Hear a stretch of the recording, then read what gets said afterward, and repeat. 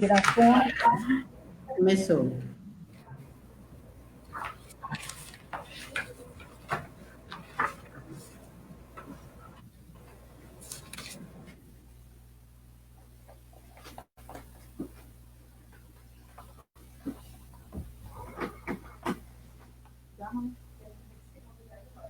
Bora, gata, começa. Boa tarde.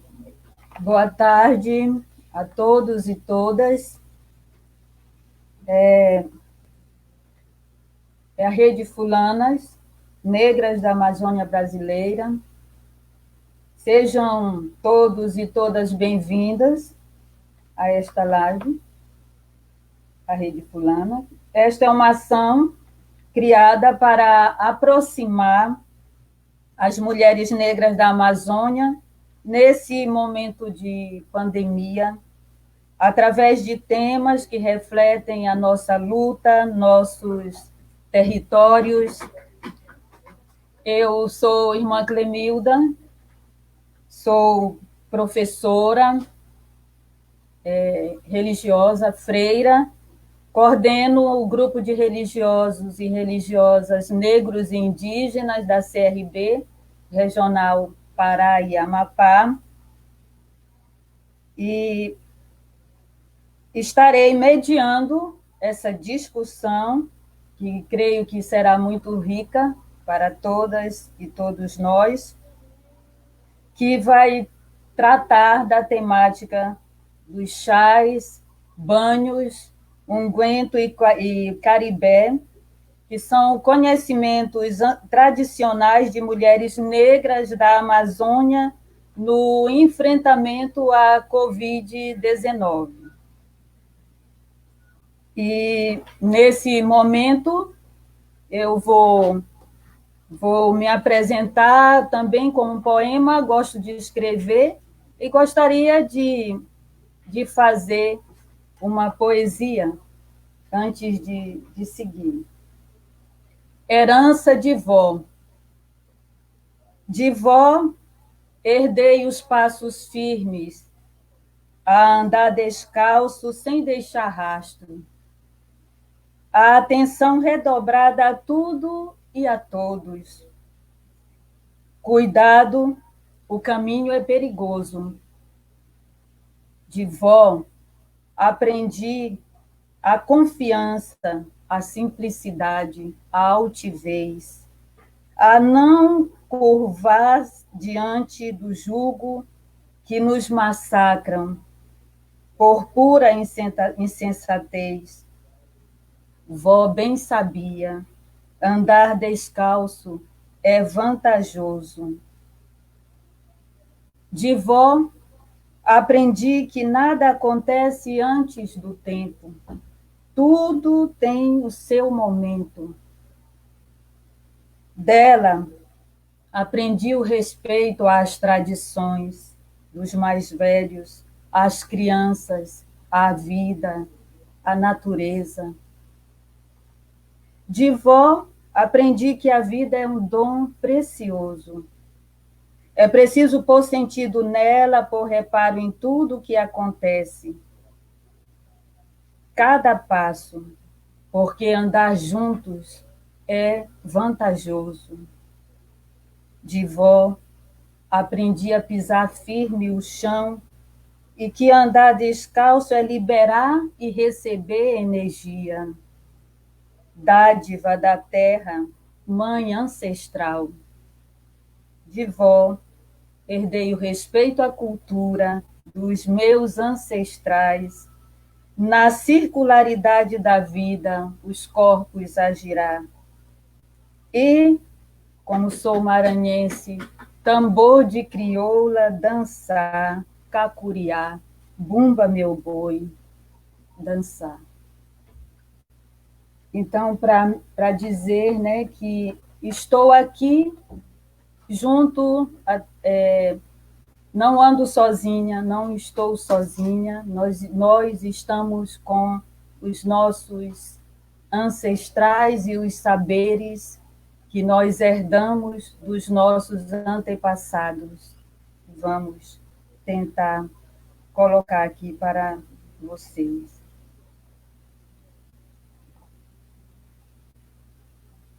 Então, agora, convido, né? Convido a vocês, né, a gente a iniciar do que todo esse contexto que nós vamos vivenciar faz parte do bem viver, né, da população negra da Amazônia durante este momento de pandemia, né?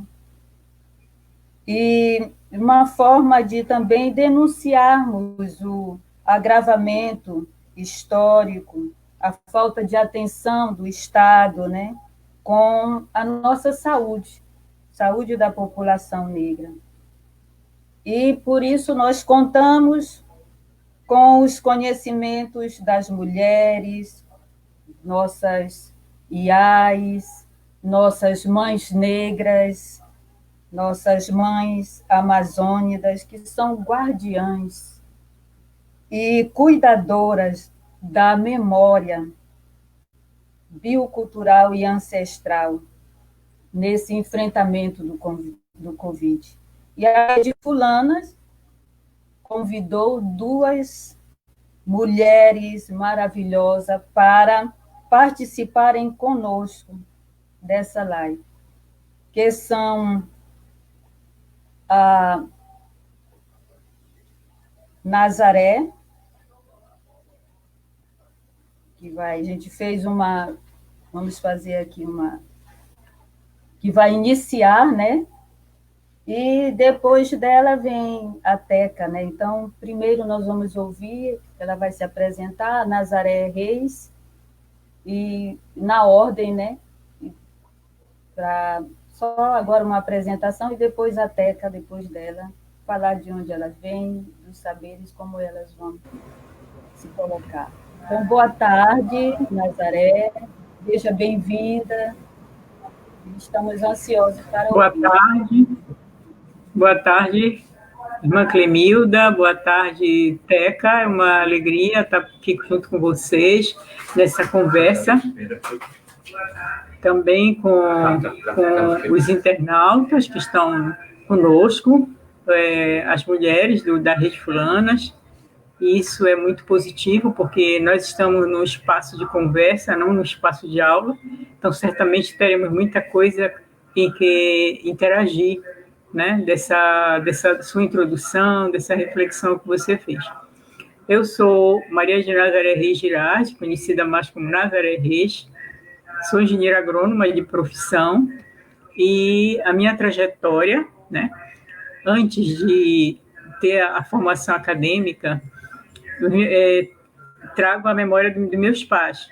Meu pai, maranhense, negro, ele assim era uma pessoa que gostava muito de plantas.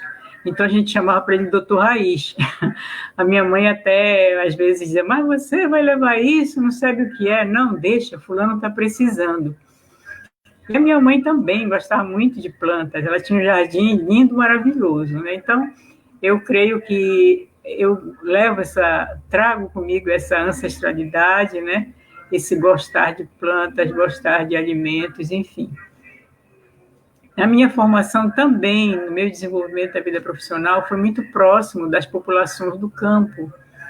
E junto com as populações do campo, esse meu aprendizado foi evoluindo, né? Esse conhecimento não só dos aspectos da natureza, mas das relações das pessoas, né?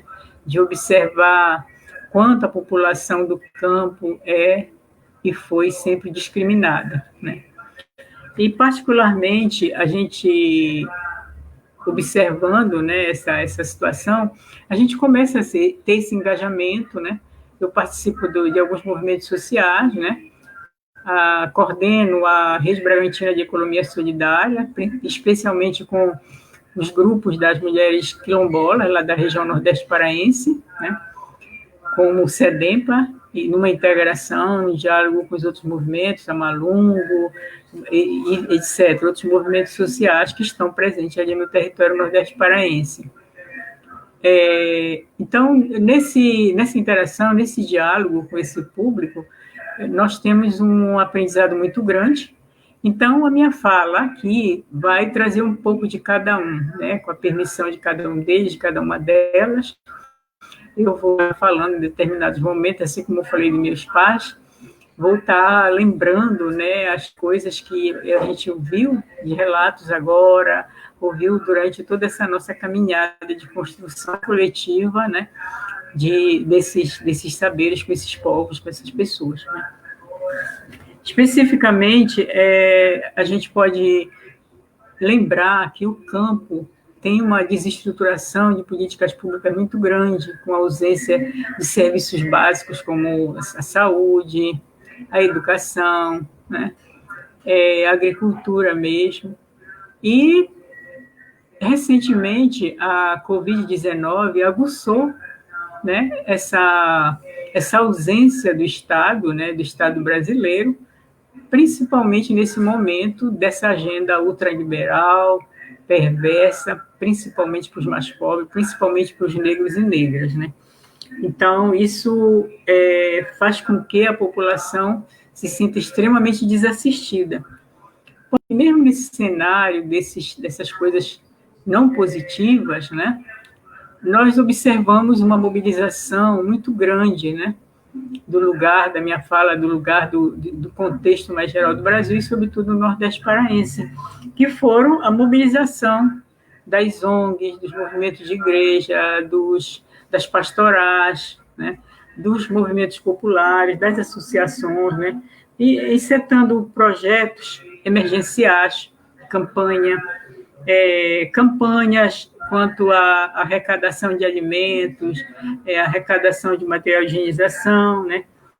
Teve aquela iniciativa a nível de Brasil, que foi a plataforma, né, dos povos da floresta, das águas e do campo, né? Teve a REPAM, que antecedeu tudo isso, né, que foi uma chamada específica para os problemas da Amazônia, né? E, enfim, tiveram inúmeras iniciativas bastante assim, positivas, em que a gente percebe um fermento da sociedade civil se mobilizando em torno dessa ausência do poder público, né? Não para substituir, mas para chamar atenção por direitos, né? E a Rede Fulanas, o SEDEM, o Movimento Negro, também foi assim, muito presente, pautando mesmo as lutas, né? A questão racial, enfim, uma série de problemas que já são nossas lutas de muitos anos, de séculos, podemos dizer, né?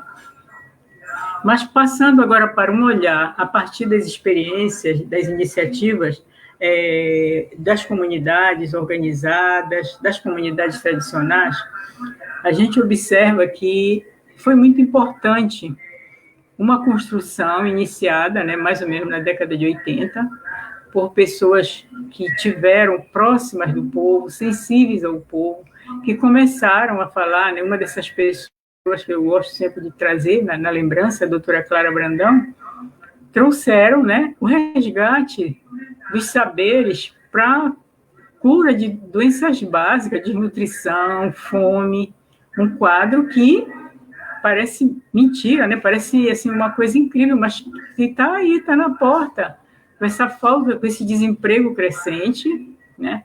Com muitas pessoas que não conseguiram permanecer no campo, né? Então, estou aí na área voltando novamente a um quadro de fome muito, muito perverso, muito ruim. Então, nesse período, mais ou menos na década de 80, esse trabalho trouxe, né, a reflexão e a ação para as práticas dos saberes tradicionais no que se refere à questão da segurança alimentar e nutricional, né? Então, com essas iniciativas, se começou a valorizar o que se chama de matos comestíveis, né? As folhas, o nosso cariú, a nossa taioba, a nossa vinagreira, né?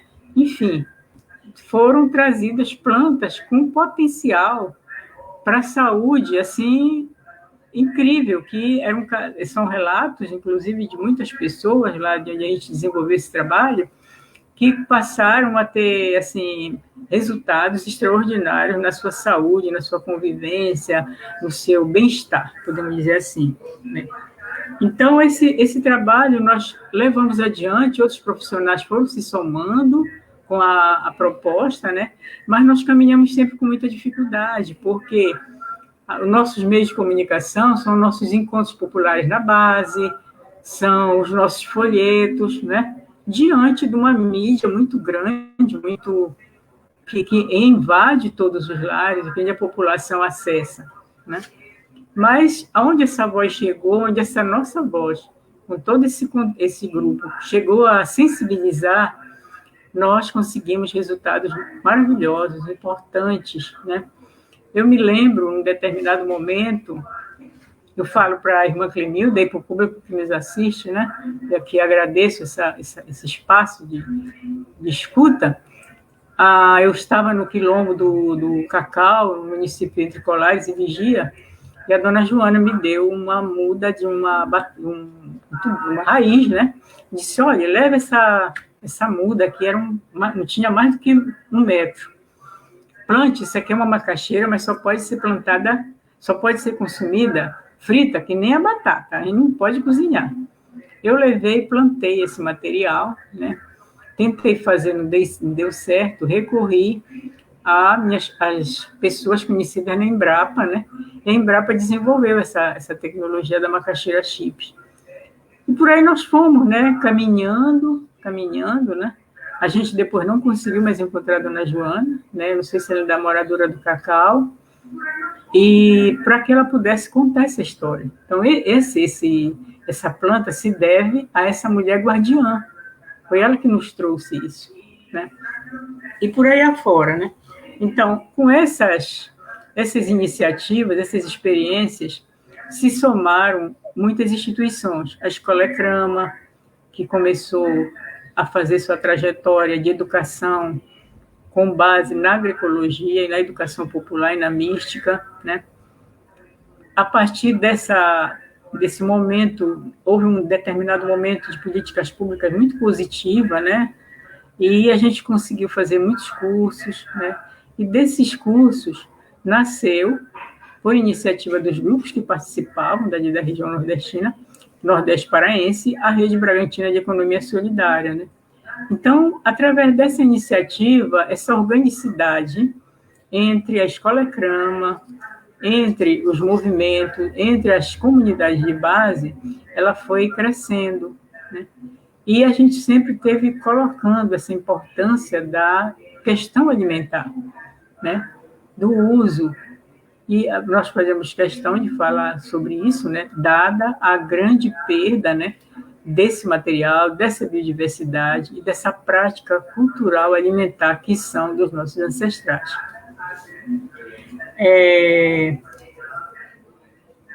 Mas, aqui na frente, com a estruturação desses cursos, se somou o Núcleo Puxirum Agroecológico, né? Coordenado pela professora Tatiana Sá, e aí nós começamos a dar ênfase, né? À agroecologia, nas suas várias dimensões, mas principalmente chamando a atenção para as questões da soberania e segurança alimentar. Então, no campo da soberania e segurança alimentar, muitas coisas interessantes aconteceram, né? E que foram muito, assim, pertinentes para o enfrentamento da Covid-19 por essas populações que não tinham acesso, não têm acesso ao hospital, né? Na região onde a gente mora tem só o Hospital Regional em Capanema, tem o em Bragança, mas é privado, né? Não é particular, mas é do grupo religioso, né? Enfim, essa ausência da política pública fez com que, né, essas pessoas começassem a recorrer a esses saberes, como sempre fizeram, né? E que, infelizmente, estavam sendo substituídos. Ainda nessa trajetória, por 3 anos, tivemos a participação da doutora Terezinha, que vai nos falar posteriormente, né? Trazendo a questão do nosso... trazer para nossas práticas as plantas medicinais da Amazônia, né? Fazer a gente se apropriar dessa cultura que nós estamos perdendo. Na nossa região, por exemplo, a gente já não encontra a copaíba, né? Aí a gente começa a substituir essas plantas por plantas que a mídia apresenta como salvação da lavoura. Não é que nós vamos relegá-las, porém, a nossa flora é rica e não está sendo devidamente apropriada e utilizada por nós, amazônicas, e principalmente por nós, mulheres negras, né, que somos as herdeiras desses saberes, né? Então, além essa sensibilização, a gente pode dizer que nós fazemos através desse trabalho educativo com a Escola Crama, com a Rede Bragantina, tem um pano de metodológico muito próximo da educação popular, das pedagogias freirianas, né, que nos ajudam a fazer com que as pessoas reflitam sua ação, né, que nós não somos portadores da verdade, nós temos a reflexão acadêmica, nós temos os saberes que nós, graças a Deus, tivemos acesso, quando muitos deles não tiveram, né? E aí, com essas pedagogias, né, a gente consegue trabalhar essas informações com as populações do campo, né, fazendo com que a gente possa reverter esse quadro de alienação muito impulsionada, né, muito fomentada pelos meios de comunicação. Você substitui o gerimum, que você tira da roça, pela cenoura, você substitui o tomate, quando você usava o cubil, você passa a consumir muita gordura, você passa a consumir alimentos muito processados, né? E os efeitos disso na saúde estão tão presentes e se aguçaram, vieram mais à tona com a questão da Covid, né? Então, essas reflexões foram assim muito válidas, eu posso dizer, né, para que a gente pudesse traçar, né, esse acompanhamento, vamos dizer assim, nesse período. A gente pediu para que as comunidades mandassem envio, como eles estavam, o que eles estavam se alimentando, estavam com falta de alimentos, teve impacto na questão da comercialização, da distribuição de alimentos, dos agricultores poderem vender seus produtos, com certeza que teve. Mas para nós a gente dizia, bem, essas pessoas têm que se alimentar, se eles estiverem se alimentando, né, e se alimentando com alimento de verdade, não com alimentos contaminados por uso de agrotóxico, né, não alimentos muito processados, com uso de conservante, etc., né? Então, a gente começou, né, a elencar assim, o que essas pessoas estavam usando, e foram chegando relatos do uso da taioba, do uso do caruru, do uso da vinagreira, como a gente já falou, né, do uso dos tubérculos. E a bola da vez foi o açafrão. O açafrão que estava lá, ninguém valorizava, né, ninguém entendia, né, até por desconhecimento, por desinformação, né, dos valores, da importância do açafrão, né? Então, pronto, chegou uma procura imensa. E nós, como Rede Bragantina, que começamos a valorizar essa produção, essa pequena produção de quintal, praticada principalmente por mulheres, nós começamos, há uns 6 anos atrás, um trabalho de organizar essa produção, processar e trazer para Belém. Então, vinha para cá o gergelim crioulo, que para nós é o gergelim branco, ele não é despeliculado, porque se ele for despeliculado, ele já perde parte de seus valores nutricionais, né? Começamos a trazer a multimistura, que a doutora Clara é parceira desse nosso trabalho, né? Então, a multimistura foi retomada. A multimistura, que na década de 80, 90, no início da Pastoral da Criança, conseguiu, assim, salvar muitas vidas, né? Acho que os relatos estão publicados, estão aí, né? Porém, a gente percebe que ainda há uma disputa muito grande em validar conhecimentos tradicionais, em validar conhecimento popular, em validar os saberes do povo. Mas a nossa luta é essa, nós temos que andar, né? Então, esses tubérculos, como nós estávamos falando, né, a batata doce, o cará, né, começou a ter procura.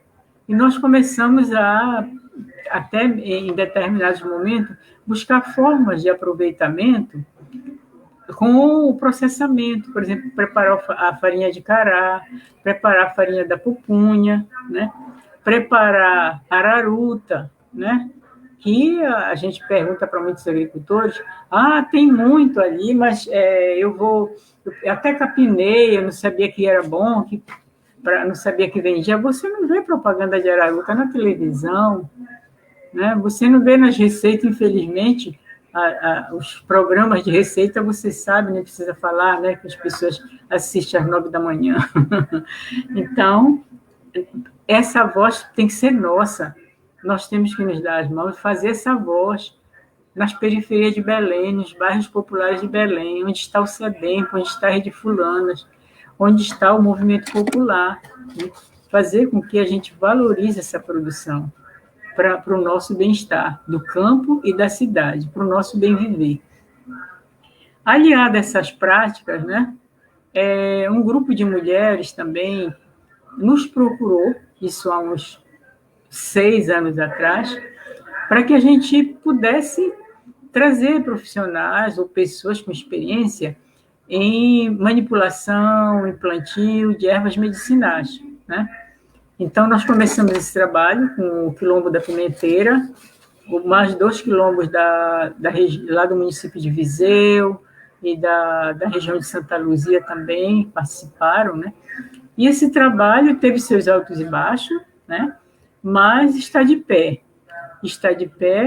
e com muitos componentes novos, né? Primeiro, que essa comunidade abraçaram a produção agroecológica, então esses produtos que eles trazem e que nós trazemos também para a população da cidade, tipo o mel com açafrão, o mel com gengibre, a própolis, né?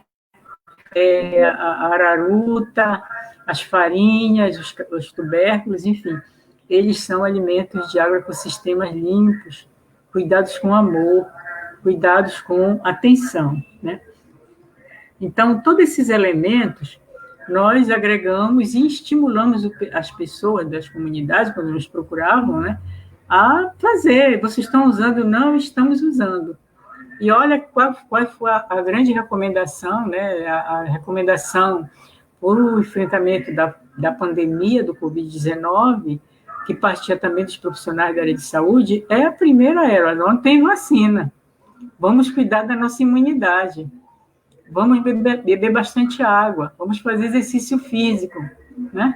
Então, eu digo assim, que nós fomos, assim, como eu digo, fomos contemporâneos, né?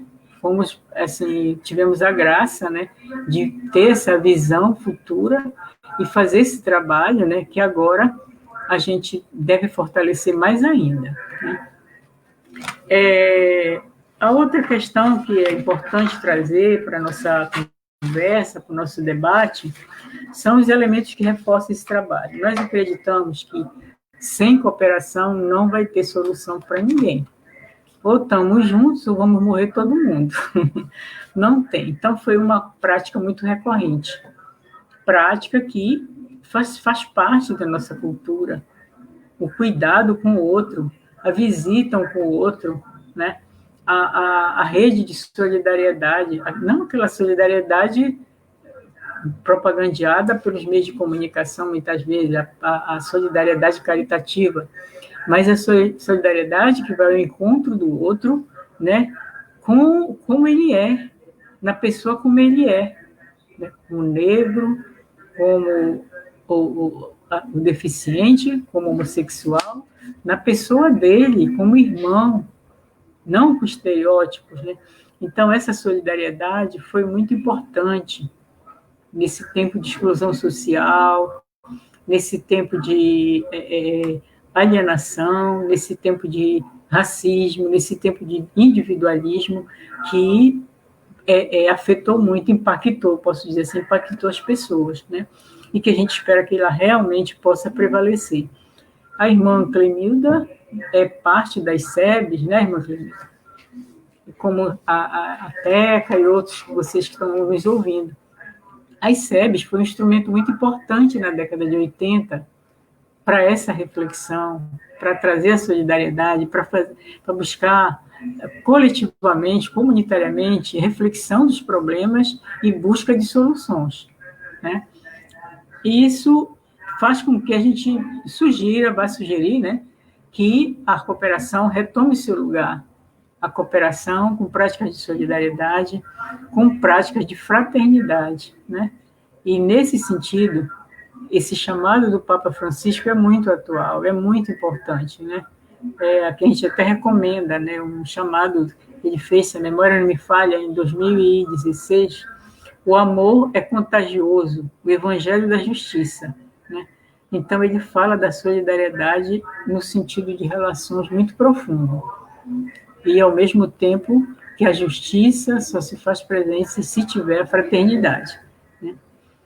A mística também é um elemento forte nos nossos encontros. E a mística não é a mística, a espiritualidade, não é a religião institucionalizada, mas é o saber agir, o saber refletir, o saber contemplar, o saber, né, estar presente, como a irmã Clemilda trouxe a beleza dessa poesia, né, que ela teve essa inspiração, né?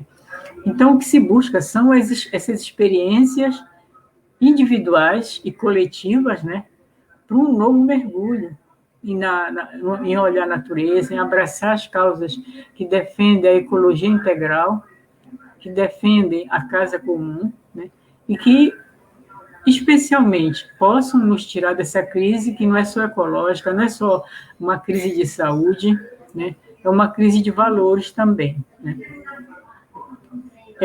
Então, essa recolocada da fraternidade, do lugar do outro, das pessoas, ela é importante, né? E, para finalizar, né, não sei como está meu tempo, acredito que bem avançado, a gente, como nós falamos, né, a gente trabalha a educação continuada, né, e interligada, né, a processos formativos que levam a intensificar a organização local, né, para cuidar dos bens comuns, da água, das florestas, das plantas, né, para exercitar essas ferramentas. Como é que não vamos enfrentar aquilo que está muito presente já na nossa vida, na vida das comunidades, que são as mudanças climáticas, né? Há 2 anos atrás, teve uma mudança no período chuvoso, e muitos agricultores não conseguiram queimar, para fazer o seu roçado com a prática de corte e queima, né? Tecnologias para substituir essa ferramenta existem, mas, infelizmente, como nós dissemos no início da nossa fala, a ausência de políticas públicas afetando a agricultura é muito forte, né? E isso são lutas que nós temos que nos unir para avançar, né? Uma outra ação continuada, interligada, que nós devemos recorrer é a economia solidária. Intensificar a organização local para a cooperação, para a solidariedade, para a fraternidade. Inclusive, tem autores que estão recomendando a agroecologia em 3C, né? São autores que estão dizendo a agroecologia, a saída agroecológica da crise, né, passa pela cooperação, pelo cuidado e pela organização de circuitos curtos de mercado, né?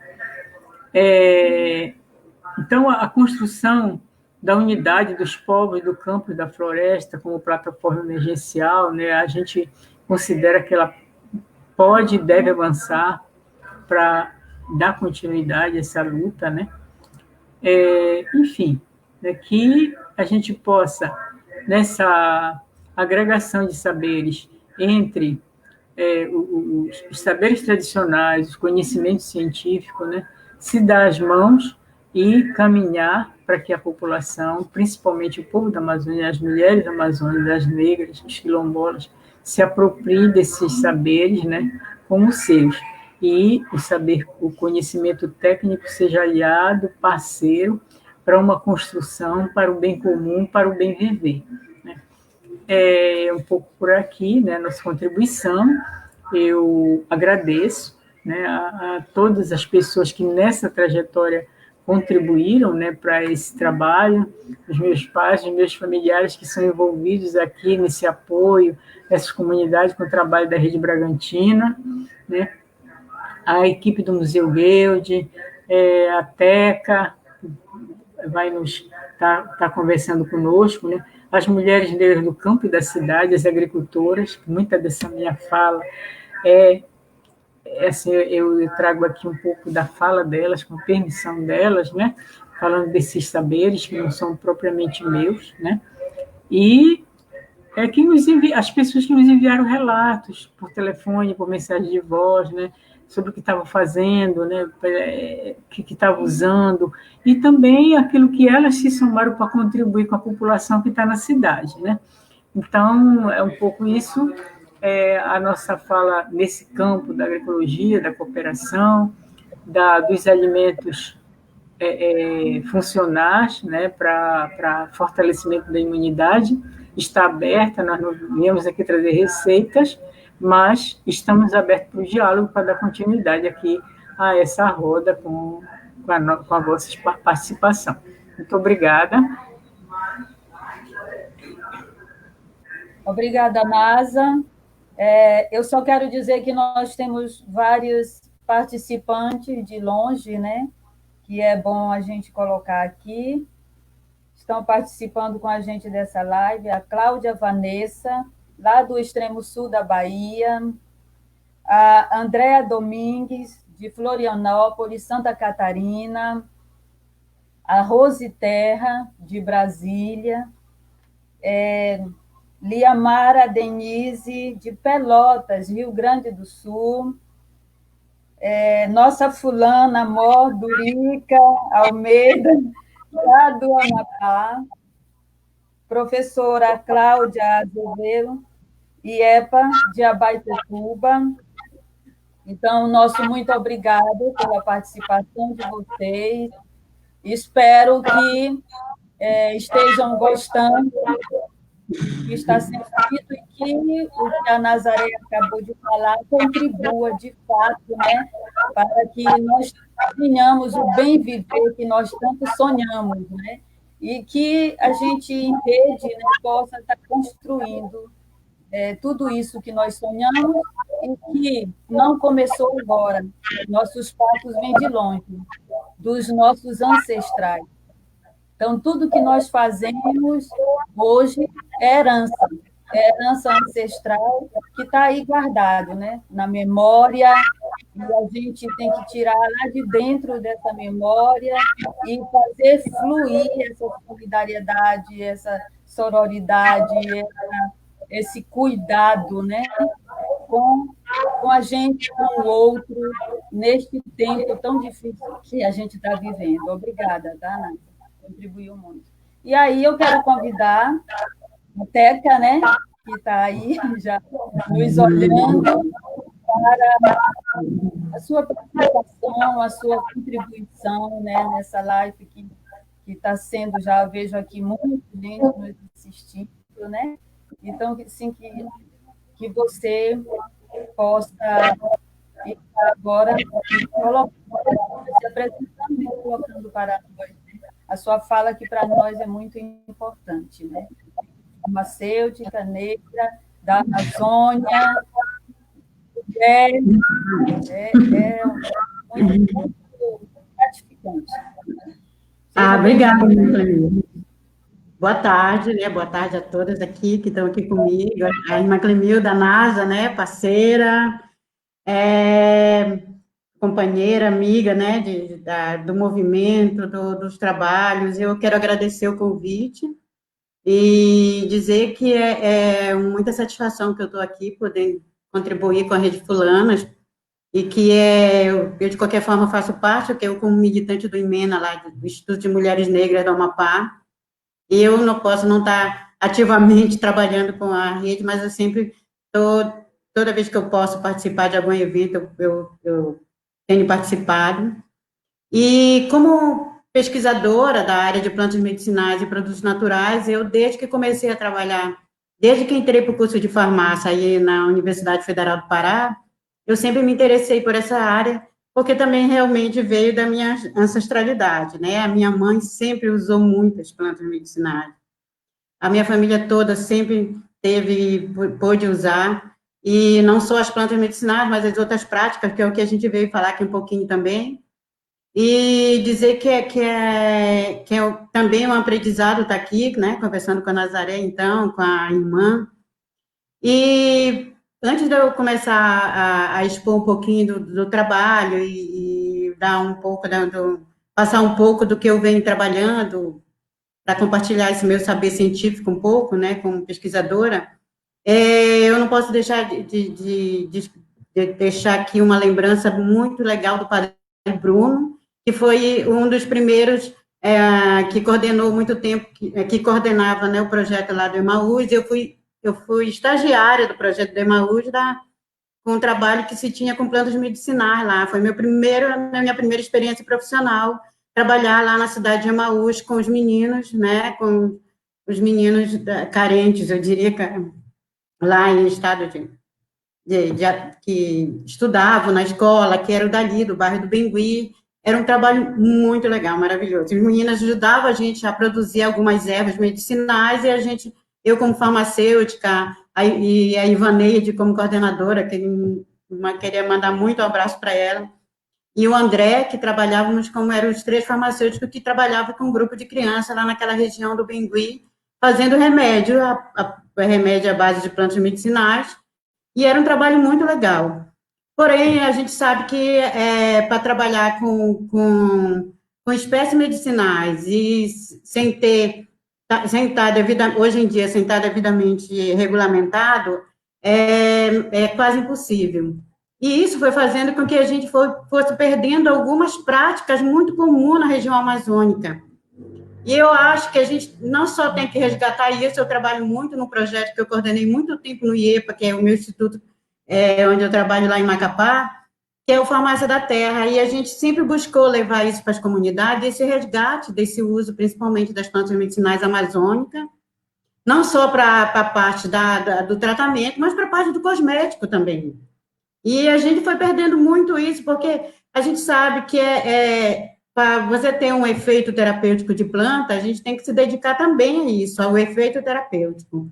E tem muitas plantas hoje aí que a gente sabe que fazem um efeito grandiosíssimo, que as pessoas hoje praticamente não acabam desconhecendo o poder dessas plantas, porque deixaram simplesmente de usar, não só como uma prática de dentro de casa, mas porque também, com o advento dos remédios alopáticos, que a gente encontra com muita facilidade nas farmácias, e também com a entrada de outras plantas, geralmente são ervas, né, e não espécies amazônicas, mas que foram entrando, que acabaram se popularizando, né, dentro da Amazônia também, e de qualquer forma passaram a ser popularizadas também como um ganho, eu diria, como um desenvolvimento financeiro de algumas pessoas. E isso também tirou essa condição das populações amazônicas, né, das comunidades quilombolas. Então, mesmo com todas as leis que se tentaram fazer nesse país para tentar resguardar esse conhecimento tradicional, principalmente o acesso aos recursos da biodiversidade, a gente perdeu muita coisa, né? E eu sempre que vou dar os cursos, eu falo para as pessoas que a Nazaré está aí de prova quando dá os cursos lá na Rede Bragantina, de olha, pessoal, se a gente não começar a se espertar, a gente vai começar a perder todas as nossas importantes aqui da região amazônica, até porque as principais espécies importantes, ou elas que a gente usa como medicinal, ou elas são madeira, né? E aí a gente perde para a produção madeireira. E para vocês terem uma ideia, são 300 espécies que se explora madeira aí, e a maioria delas, eu acho que em torno de 70%, são espécies medicinais, né? Que traz assim muito, muito importante que a gente poderia estar usando. Outra coisa que a gente não consegue trabalhar ainda na região amazônica, que são exatamente introduzir essas espécies dentro das unidades de saúde, principalmente dessas áreas remotas que a gente tem na Amazônia. A gente não consegue fazer com que as pessoas se apossem disso, de novo, né, eu diria de novo, porque é uma prática que era muito utilizada. Antigamente, provavelmente, ninguém saberia o que é um xarope, um xarope dessas substâncias químicas que já chega nesses locais remotos, porque tem uma política que a gente sabe que é o SUS que acaba levando, mas a gente sabe muito bem que uma fórmula bem tradicional que era muito utilizada antigamente, principalmente o pessoal que trabalhava no extrativismo direto, era uma forma que continha o jatobá, né, muitos chamam de jutaí, que é a casca do jatobá, a casca da andiroba, né, e a casca da carapanaúba, principalmente, espécies altamente anti-inflamatórias, que tem uma ação muito vasodilatadora que faz escarrar todo o catarro do nosso peito, né, essas coisas todas, e que simplesmente vão se perdendo, não só pelo fato que as pessoas não têm conhecimento, mas é porque é muito difícil você conseguir essas espécies hoje em dia, porque, como eu falei, muitas delas são utilizadas, elas foram abatidas como madeira. Então, essas espécies passam a sair de perto do território das pessoas, dos terrenos, como a gente chama, né? E acaba e daqui a pouco passa a constituir só aquelas espécies que hoje passam a ser espécies de uso principalmente em vista de comercialização da área, que não é uma coisa que eu estou condenando, muito pelo contrário, eu acho que a gente tem que continuar explorando o açaí, por exemplo, né? Mas a gente sabe que com o advento da expansão do açaí como uma fruta cosmopolita agora que tem no mundo todo, a gente sabe que virou uma produção que todo mundo aumentou a produção do açaí nos seus terrenos, né, nas suas áreas, principalmente, porque é uma fonte de renda muito boa, por sinal, mas a gente tem que levar em consideração que a gente tem que manter a biodiversidade.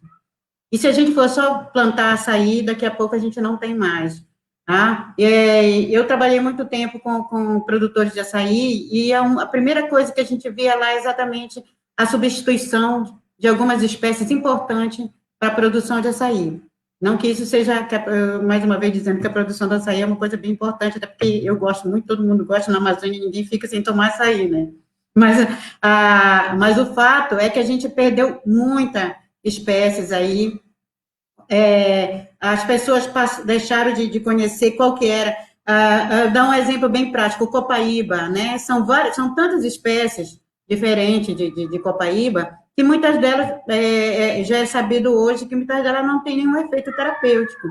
Então, antigamente, a gente conseguia comprar cápsulas de copaíba, por exemplo, a gente conseguia comprar óvulos de copaíba em farmácia, hoje a gente não consegue mais, porque foi uma determinação da Anvisa, né? Porque a gente tem que ter determinação, inclusive, da espécie que vai se trabalhar. E como em algumas espécies de copaíba não tinha efeito terapêutico, então se misturava todos os óleos, então, com uma exigência. Então, algumas exigências são benéficas para a gente, porque a gente consegue trabalhar plantas medicinais num sistema único de saúde. Por outro lado, a gente acaba perdendo essas práticas, porque as pessoas acabam ficando um pouco, eu diria, preguiçosas de poder estar produzindo esse seu próprio remédio caseiro a partir dessas plantas.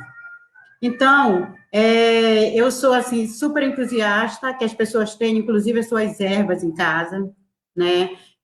Que possam, inclusive, essas ervas que já foram introduzidas na Amazônia, que muitas pessoas acham que é da Amazônia e não é. Um exemplo bem prático, eu uso muito hortelãzinho. Hortelãzinho não é nem do Brasil, mas é uma espécie que eu aconselho que as pessoas tenham em casa, porque é uma espécie, principalmente para quem tem problemas de ameba, ela é excelente, né? E aí a gente sabe que aí na Amazônia tem muita, né? Então, algumas espécies, por exemplo, que poderia ser trabalhada para ameba também, que é da Amazônia, que as pessoas também começaram a perder esse uso, é uma espécie que a gente chama de anauerá, né? Que é uma espécie que é especificamente da Amazônia e que as pessoas utilizam muito, principalmente colocam um pedaço da casca dentro da água, porque ela realmente combate a ameba. Então, algumas coisas que não se faz mais com as nossas espécies.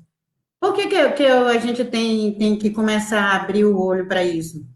Porque a gente acaba perdendo a hegemonia de algumas coisas e a gente vai ficar para trás, inclusive, para esse nosso desenvolvimento comunitário, né? E eu tenho sempre falado isso. Pessoal, preste atenção. Por que a gente, em vez das comunidades, não começa, em vez de estarem só exportando as sementes de espécies oleaginosas, por exemplo, por que a gente não consegue trabalhar pelo menos um beneficiamento mínimo dentro das comunidades?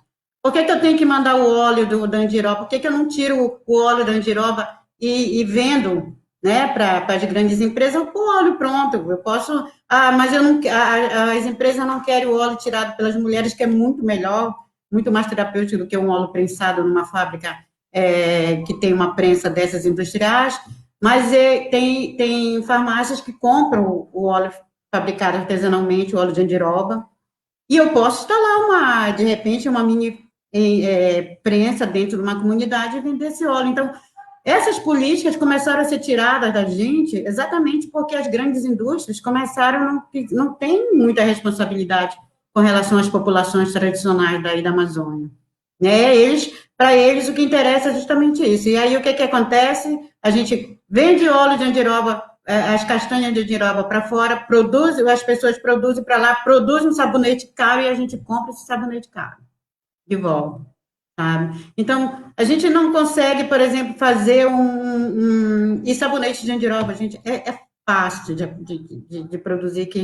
Eu falo para a Nazaré sempre lá, quando vou fazer os cursos, vamos montar essa rede O Brasil, ele desde que as grandes indústrias de cosméticos se instalaram, a gente não consegue montar essas pequenas essas produções mínimas, eu não sei que seja muito movimento mesmo, com o pessoal, as quebradeiras de coco, por exemplo, conseguem produzir um sabonete, elas próprias de babaçu lá, no Maranhão, sabe? E a gente não consegue produzir aquele mínimo daquele sabonete de andiroba, por exemplo, que é uma coisa que a gente tem muito aí na Amazônia, né? Então, todas essas práticas, por exemplo, que se vai se perdendo pela comodidade das pessoas que estão na cidade, que realmente não tem muito interesse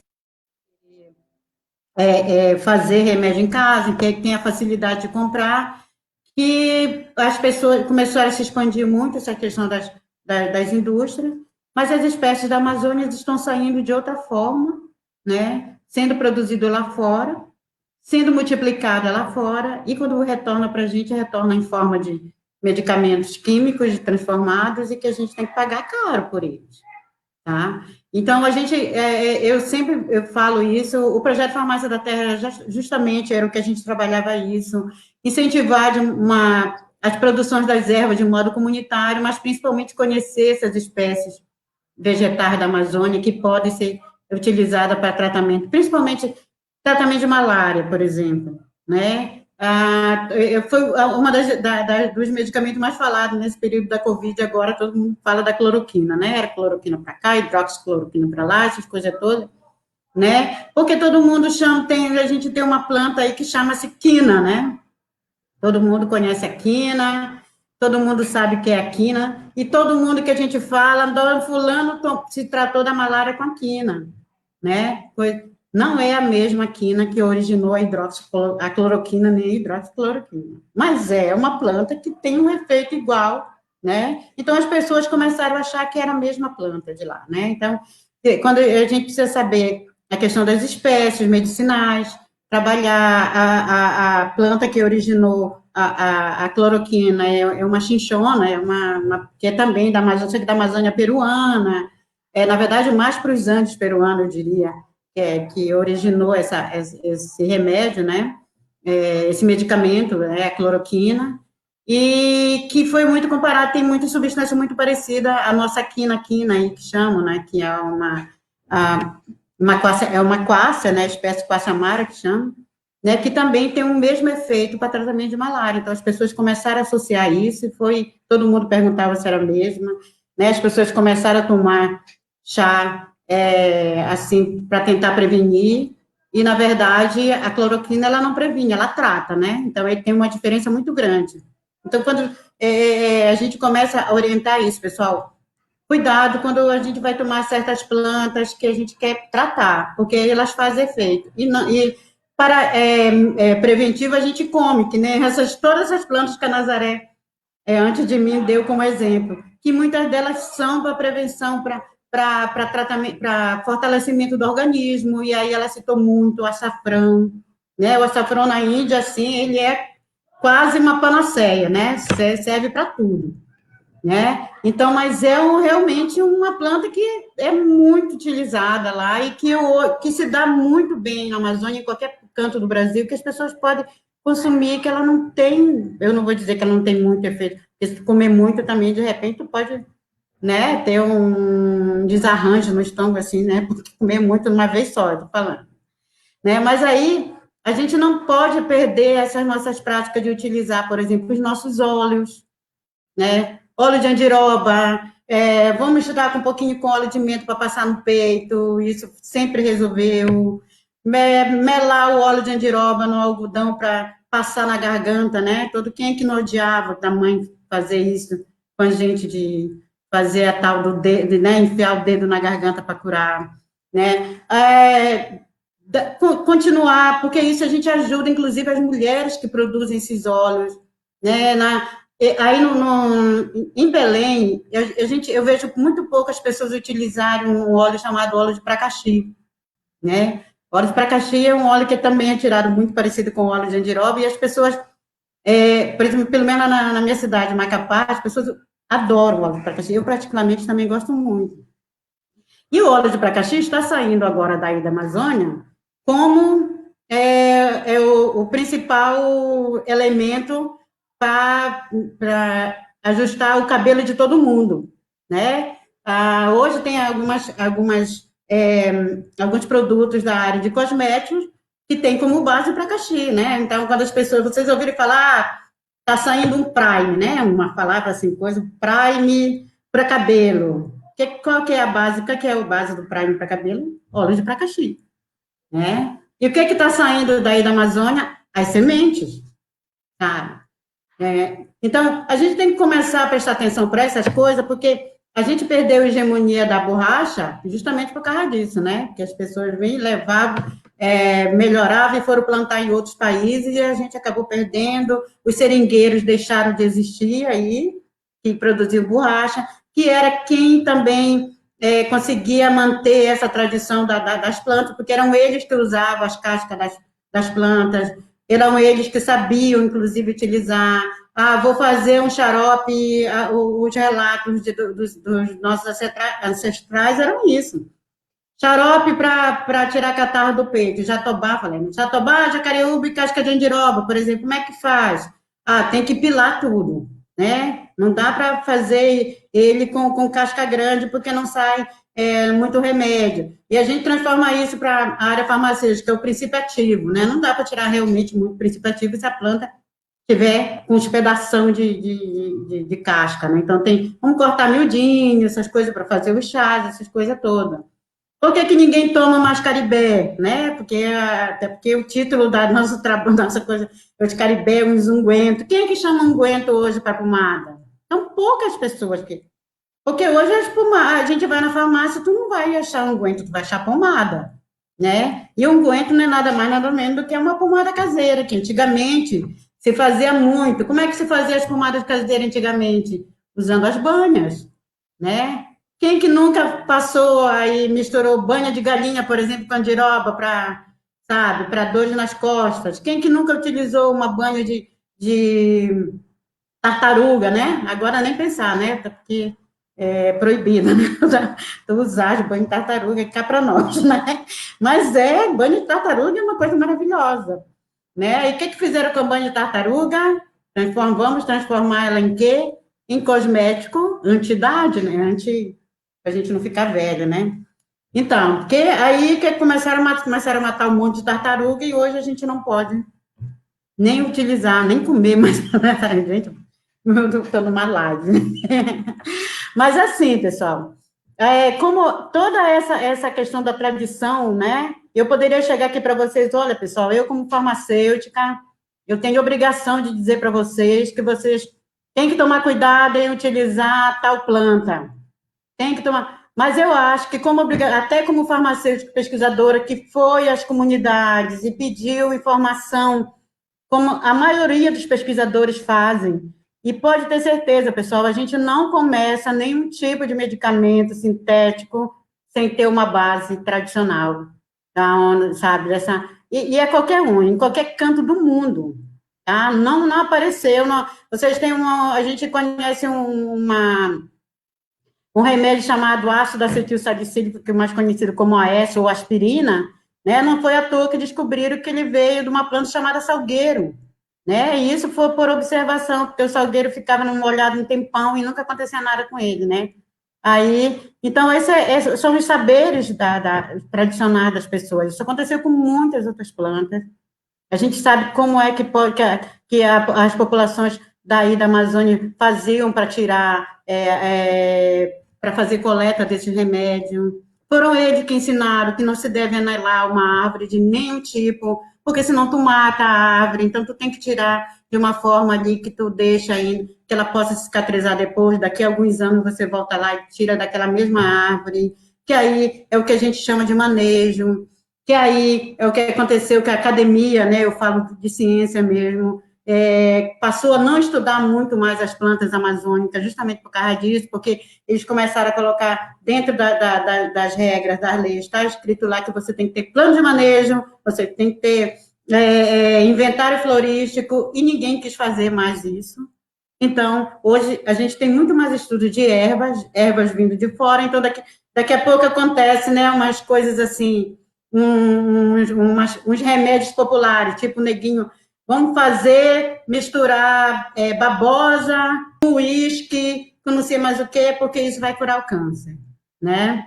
E aí neguinho vai lá, mistura babosa e toma babosa com uísque adoidado em mel, e não fica bom nem não se cura do câncer e ganha uma gastrite braba. Por quê? Porque não se toma babosa. Tá? E na Amazônia, nunca ninguém tomou babosa de uso tradicional. Né? Os do conhecimento tradicional, eles não vão falar de babosa. Óleos, né? Quem é que tira óleo? A gente tem várias comunidades aí que tem muita coisa no quintal, que deixaram de consumir, né? Para consumir coisas assim, plante aquilo que a Nazaré falou, né? Em vez de comer abóbora, mas tem outras coisas, gente. O xi é riquíssimo em vitamina B. Quem é que ainda come o xi aí? Tá? Tem pessoas que não sabem nem o que é o xi. Tem pessoas que não sabem que o xi dá um óleo maravilhoso, que o piquiá nosso, que não é o piqui do cerrado lá, que o piquiá dá um óleo, que tu pode tirar o óleo e fritar o teu peixe, que o teu peixe fica mais saboroso ainda, né? Isso já é da seara da NASA, né, NASA? Comida é contigo. Tá? Então, coisas assim que a gente está perdendo essa hegemonia e que, infelizmente, às vezes as pessoas lá de fora falam para a gente, olha, comi uma planta lá da Amazônia, e as pessoas, tu fala para as pessoas da Amazônia, as pessoas às vezes não sabem. Né? As pessoas às vezes não sabem que a castanha, né, do Pará, que virou castanha da Amazônia, depois virou castanha do Brasil, né, mas que continua sendo castanha do Pará, ela tem muito selênio, né, que o selênio ajuda muito, principalmente na questão do cérebro da gente, né, na questão da memória, sabe? E que a gente deixou de comer porque praticamente foi tudo vendido, está tudo sendo vendido. Então, gente, assim, a discussão hoje aqui, eu a princípio não sabia direito como é que a gente poderia trabalhar isso. Dizer que, por exemplo, a Amazônia, com todo esse tamanho, o Ministério da Saúde tem incentivado a questão da instalação de farmácias vivas, que são plantio de ervas medicinais, né? O Ministério da Saúde trabalhou muito tempo para fazer uma lista de plantas medicinais para trabalhar. Sabe quantas espécies da amazônica tem? Na lista, eu acho que não, tem uma lista de 20 ou 21 espécies, eu acho. Só tem o guaraná, que nem é tão medicinal para a gente, né? E são pouca gente que usa o guaraná como uma espécie para tratamento de doença. Então, a gente tem dentro dessas espécies que já foi estudada lá pelo Ministério da Saúde, o guaraná, e tem umas outras espécies que entraram lá na relação de interesse, que é, por exemplo, a andiroba, né, o óleo de andiroba, a verônica, que é uma espécie daí nossa também, a sacaca, tá lá na relação de interesse do SUS, porque que faltam muitos estudos ainda e a gente não consegue puxar os colegas muitos para tentar dar uma continuidade nesses estudos. Então, a gente conclama, inclusive, assim, quem puder, a gente conseguir que a rede, eu falo não só da rede fulano, mas tem a rede Bragantina também, e a gente montar outra rede, para que a gente consiga colocar essas espécies dentro dessas unidades de saúde, porque são muitas coisas que eu sei que salvariam muitas vidas, que as pessoas estão lá no quintal e não sabem, e porque as pessoas que trabalham nesses lugares são pessoas que provavelmente não tiveram transferido esse conhecimento tradicional para elas, né? Que pouco tem acesso, porque a gente sabe que não tem formação nenhuma nos nossos currículos sobre as espécies da Amazônia.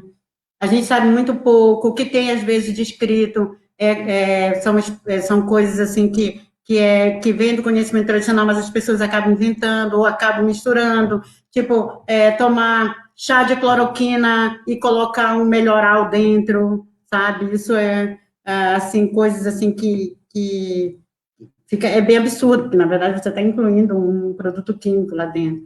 Então, assim, a gente poder trabalhar essa questão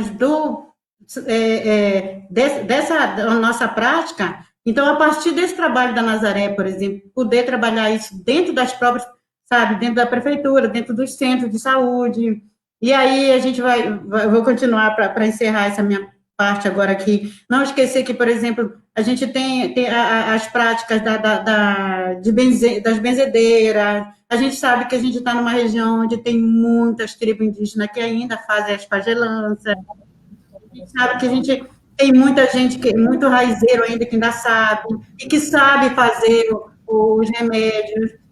Hoje a gente abre qualquer canal da internet tem vendendo, as pessoas estão vendendo garrafada não se vende pela internet, pessoal. Garrafada é um remédio que os benzedeiros, os raizeiros fazem para as pessoas que vão até eles para eles serem consultados. Eles sabem exatamente. Já estou concluindo. Vou te interromper, você tem mais 15 minutos. Ah, tá bom. Tá? Então sabe, dizer que as garrafadas são pessoas que conhecem exatamente as plantas para aqueles males que as pessoas vão para consultá-los. Não dá para te dizer, para te colocar dentro de uma garrafa, porque são preparações, eu diria, né, que as pessoas começaram a fazer, que aí começaram a incluir cachaça, começaram a incluir vinho, sabe? Isso dentro da tecnologia farmacêutica, a gente tem algumas coisas que a gente trabalha com vinho, tá? Mas, gente, garrafada é uma sabedoria tradicional dos povos da Amazônia, e de quem mais, de Brasil afora, que sempre trabalhou com essa parte desse conhecimento, dessa transferência de conhecimento. Eu sempre falo que transferência de conhecimento, de conhecimento tradicional, de conhecimento tradicional, a gente não aprende muito em sala de aula, tá? A gente tem que estar junto da avó, da mãe, do tio ali, acompanhando, sabe? Sabe a hora, inclusive as horas que deve ser tirada as plantas, sabe a hora por que ele tem que ficar no serenado, né? Passar o sereno, sabe? Esse conhecimento a gente acaba negligenciando algumas vezes, e aí as pessoas geralmente tomam remédio e acabam dizendo assim, mas não me fez bem e tal, aí eu tomei uma garrafada que eu comprei na internet. Para mim, eu acho bem absurdo isso hoje em dia, e a gente tem vários artigos dessas garrafadas, e a gente só pede atenção para isso, sabe? Eu sei porque a gente precisa valorizar, inclusive, essas pessoas que trazem conhecimento, porque eu poderia muito bem transformar isso tudo em medicamentos, né? Fazer tudo, ou sintetizo, ou eu transformo em fitoterápicos, porque eu tenho abertura a isso para o Ministério da Saúde também, da Anvisa, para fazer isso, né? Mas eu acho que a gente não pode perder essa nossa hegemonia desses guardiães da nossa espécie da floresta, e a gente está perdendo todas elas para a produção madeireira, para transformar a mata em pasto, principalmente, então se derruba tudo, né? A ideia, por exemplo, no nosso cerrado daí da Amazônia, eu diria, porque lá no meu estado tem muita área de cerrado que está sendo substituída por plantio de soja, está sendo substituída por plantio de eucalipto para a produção de celulose, e a gente está perdendo, assim, várias espécies importantes, como a sucuba, por exemplo, que é um excelente remédio para tratamento de gastrite. A gente tem um barbatimão diferente do barbatimão que é do Sudeste, do Centro-Sudeste, que é uma outra espécie, que é muito bom esse barbatimão, que as parteiras utilizam muito para as parturientes, né, principalmente para a questão dos banhos pós-parto.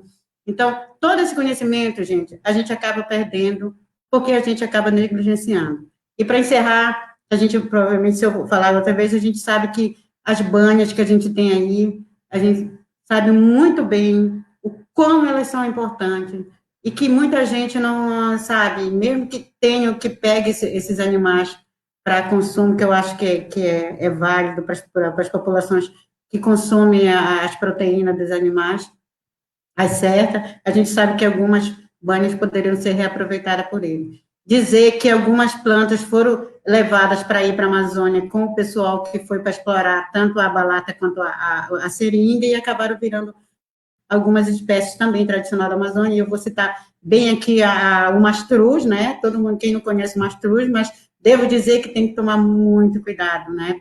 Com o consumo do mastruz, porque já tem comprovação científica que ele tem uma certa toxicidade, principalmente para o cérebro, tá? Então, enfim, pessoal, como diz a Nazaré, que eu falo muito, eu sou capaz de ficar falando mesmo aqui, né? Mas eu acho que as pessoas quiserem perguntar, a gente, que eu puder. E para encerrar, sabe, eu conclamo, assim, que a gente consiga fazer com que a gente desenvolva as comunidades, principalmente os grupos de mulheres, para essa extração de óleo, convencer as empresas a comprarem óleo produzido por mulheres, sabe?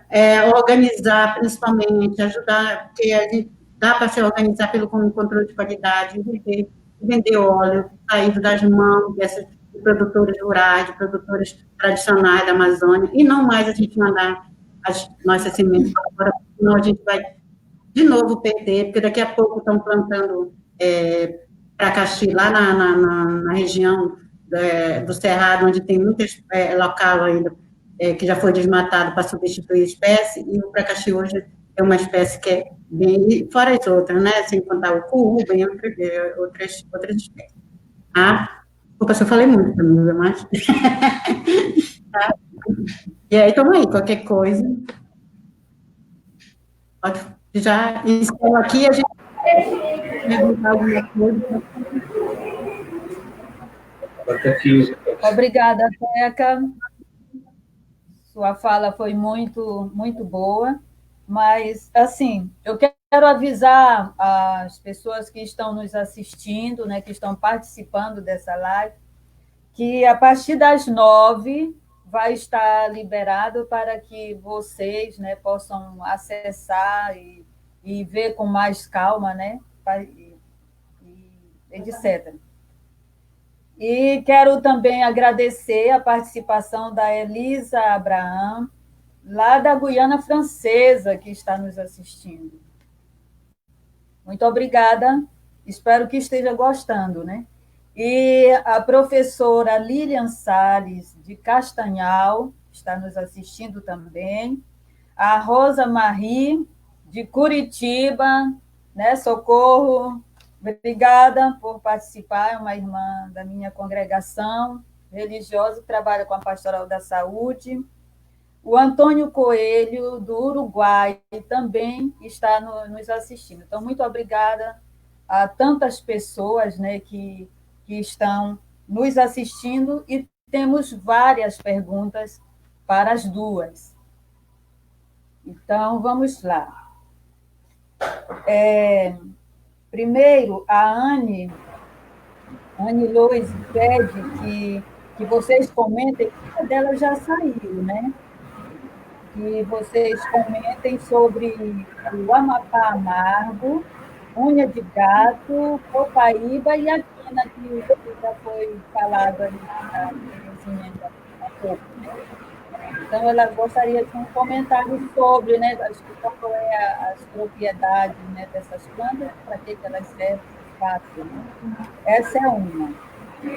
E eu vou falar duas, e aí vocês vai responder, no caso, essas que deve ser para a Terezinha. E a Joana está perguntando para a Nazaré: pode fazer caribé de farinha de pupunha e cará? E eu, Clemilda, aqui presente, vou completar na da Joana: flor de mamão macho, melão de São Caetano, Terezinha. Serve para quê mesmo? porque geralmente as nossas irmãs trabalham com a medicina de bio e outras, e sempre que testam em mim, eu tenho que tomar flor de mamão macho para ameba, melão de São Caetano, o chá, né, etc. Eu gostaria de saber. Então, 2 agora, depois eu mando mais 2 para vocês comentarem. Eu falo, Rafa, fala. Vocês entenderam as 2? A primeira é sobre o Amapá amargo, a unha de gato, copaíba e quina, para que serve, né? Depois o caribé de farinha, pupunha e cará, que eu adoro o inhame, né? E depois, em seguida, a flor de mamão macho, o melão de São Caetano, serve mesmo para alguma coisa. É isso. De Por mandioca. enquanto, né?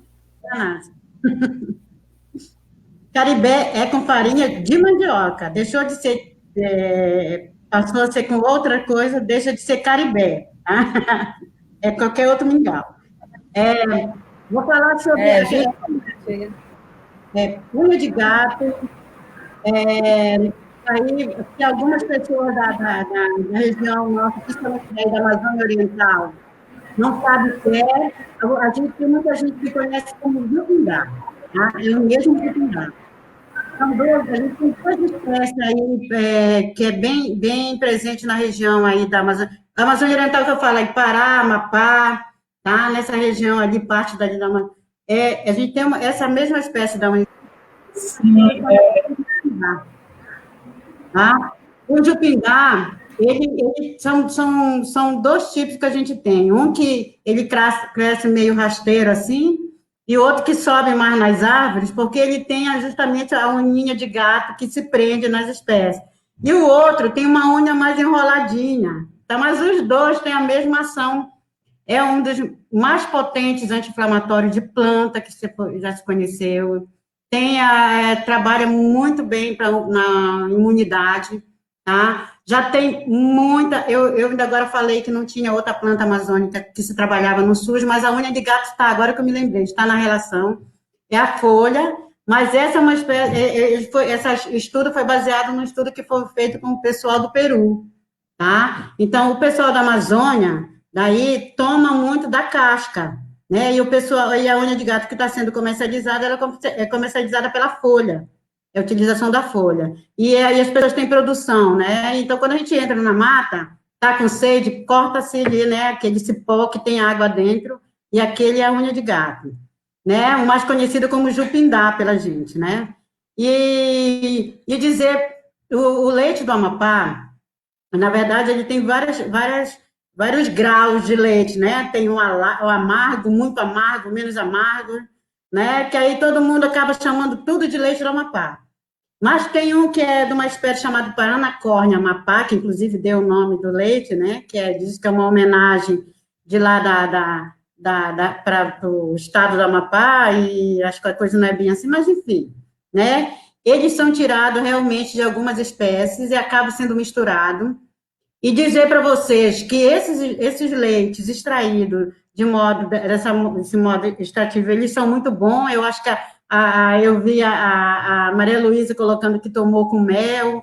É uma prática bem recorrente aí na Amazônia, tomar leite do Amapá, não só para fortalecer os pulmões, né, mas para gastrite, ele entra nas formulações de gastrite, tá? Mas não esqueça que quando a gente fala isso, tem que saber quem é que vai vender esses remédios para a gente não estar comprando aquela história do gato por lebre, porque coitado do gato, coitado da lebre, sei lá, mas fazendo uma coisa pela outra. Porque saber de quem comprou para dizer. Porque, é o leite do Amapá doce e o leite do Amapá amargo, né? Não existe coisa de doce, tá? É um menos amargo e um muito amargo, tá? E aí, muitos deles vêm, não sei se vocês já ouviram falar de um outro leite de uma planta chamada sorva, tá? Leite de sorva também as pessoas tomam muito, e eu já vi muita gente vendendo leite de sorva como leite do amapazeiro, tá? E por isso que a gente precisa saber de quem está comprando, né? Por que é legal a gente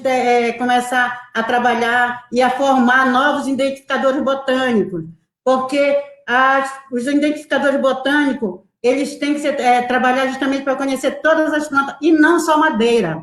Tem muita gente que diz, vou ali com fulano na mata porque ele conhece as espécies. Chega lá, e aí, conhece? Ah, não, eu conheço aquele ali porque é madeira. Então, a gente tem muito identificador de madeira, tá? Então, as espécies medicinais da Amazônia, a gente precisa trabalhar. O Museu Guild tem uns excelentes identificadores botânicos. Lá em Macapá, a gente tem o IEPA tem um excelente identificador botânico que sabe que são caboclos, né, da Amazônia que foram formados por especialistas.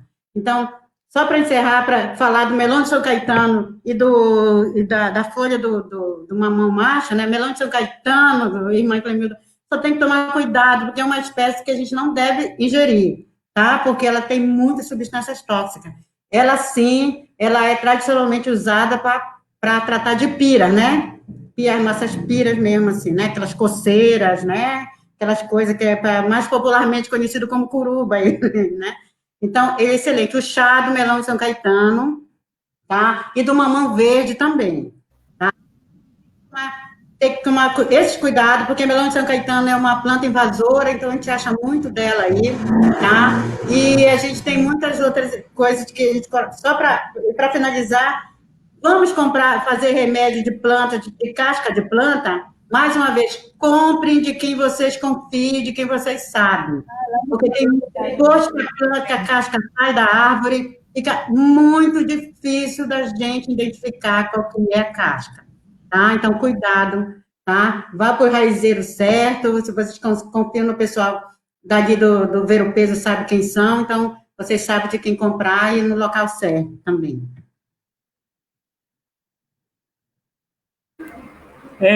Queria também dar uma contribuição, na verdade, essa prática de tomar o caribé, né, da farinha, né, muito antigo, e trazendo para o contemporâneo essas variedades de cará, com os alunos da Escola Ecrama, inclusive tem um que está aqui nos instigando, um abraço para essa turma de guardiãs. Isso nos alegra muito saber que os jovens também estão percebendo, têm essa percepção, né?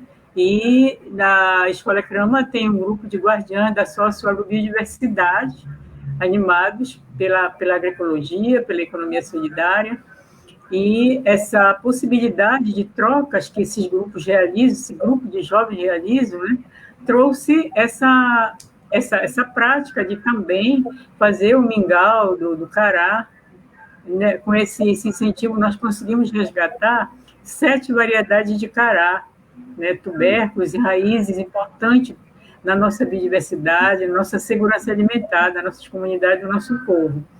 Então, a gente realmente é um trabalho coletivo, é um trabalho em partilha, e é nisso que a gente acredita, nessa coletividade, nessa partilha, nessa cooperação. Um abraço especial para esses guardiões desses saberes e para essa juventude que certamente vai dar prosseguimento a essa causa que nós estamos aqui hoje tratando.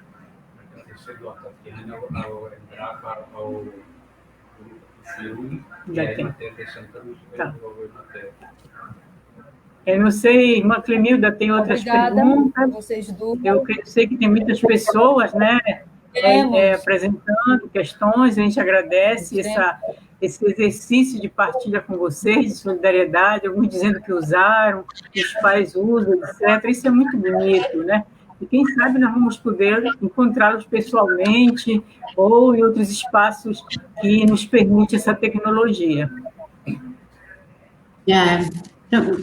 Eu vi muitas perguntas aí, só para falar rapidinho de uma que eu vi sobre o xarope de Madagascar, né? Alguém falou aí. Ele foi feito a partir de uma planta, né? Que a gente tem uma que nasce aí na Amazônia também, que é a Artemisia, né? O que eles fizeram lá, eu não sei qual que é a espécie dele lá. Aí na Amazônia a gente tem uma que nasce, uma Artemisia, é uma erva, tá? E aí a gente tem tem várias espécies de Artemisia, tem muitas espécies de Artemisia, então tem que saber qual que foi feito lá em Madagascar, dizer que a gente tem uma Artemisia aí na Amazônia, que chama inclusive Artemisia da Amazônia. Tem uma bebida muito famosa que chama-se absinto, que é feita de uma planta chamada Artemisia também, que é a Artemisia absinto. Então, fora isso, tem muitas outras plantas aí que já foram para a AINA, que pode ser trabalhada.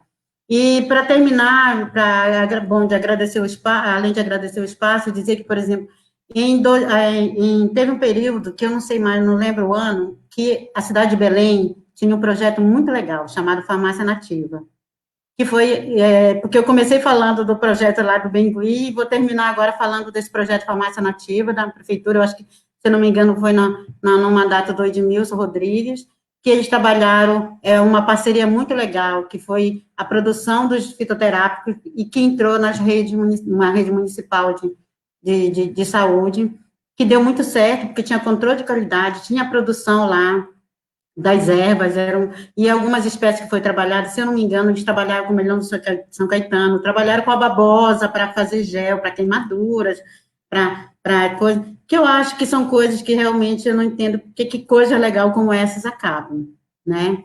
Então, dizer que isso é possível, a gente trabalhar dentro como uma prática pública, né, como esqueci o nome, né, mas dentro do serviço de saúde pública é possível, fazendo as parcerias certas, né, se trabalhando principalmente com o cuidado dessa produção. Tem a Nazaré com a Rede Bragantina, principalmente a escola, para produzir de forma agroecológica, que é como tem que ser feita a produção das ervas, e a extração, né, de espécies da Amazônia de forma altamente sustentável.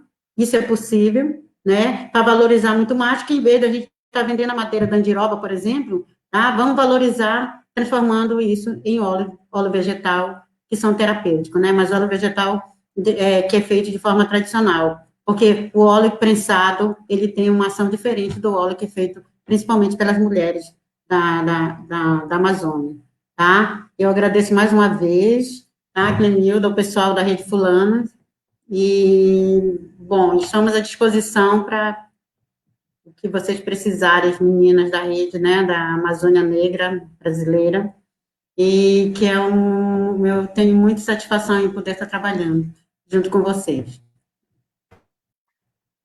Um pouquinho A aí, gente porque queria ainda temos... agradecer todo esse... Ainda temos perguntas para vocês. Estão me ouvindo? Ok, ótimo. Estão ouvindo? Ok. Então, a primeira, para a Nádia, de Durica. A Durica está perguntando, primeiro faz uma afirmativa, que é uma pergunta. Hoje, na Amazônia, a monocultura da soja é sinônimo de desenvolvimento. Mas, nesse tempo de pandemia, os nossos quintais e roças foram a salvação. Como a gente garante esta valorização? E a outra pergunta é para as duas, tá? Para vocês duas. É da Maria Nilda. Para tratar miomas, quais ervas costuma orientar? Vocês têm uma orientação? A terceira é do Fernando Favacho. Para que serve o sabonete de andiroba? E a NASA, para a NASA, né? Perguntar sobre como é que chega a... Tem possibilidade, NASA, da alimentação da Amazônia chegar na merenda escolar? É a Rita de Cássia que está perguntando. Ok? E compreenderam as perguntas todas?